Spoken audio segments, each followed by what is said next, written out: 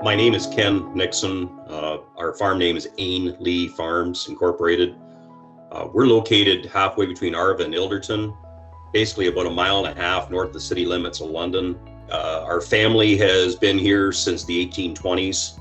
I farm with my father George and my brother Kevin, and we had livestock up until the early 70s and have been cash croppers essentially ever since. Probably the very first time I ever saw strip-till, I believe it was the Tillage 2000 project.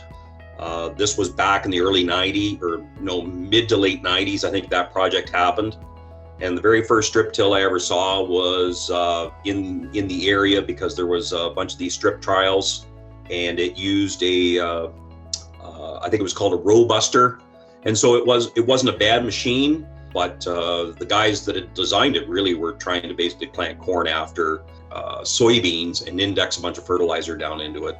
That was my first experience with it, seeing it. Subsequently, I think about 2004, Greg arranged for a bunch of us to demo a larger unit, and it got circulated kind of around the county, and a whole bunch of us kind of had a crack at it. That was the first time it actually been on our farm, and that's probably when the light really came on that this was probably something we needed to really seriously look at.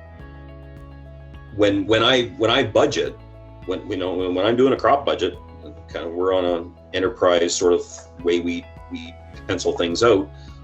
It's not what you gross on a piece of property, or on a farm or on a crop. It's how much you keep at the end of the day. So again, that's very much that's what drives us. So sometimes in our tillage system, I'm not going to lie or say that this will increase your yields.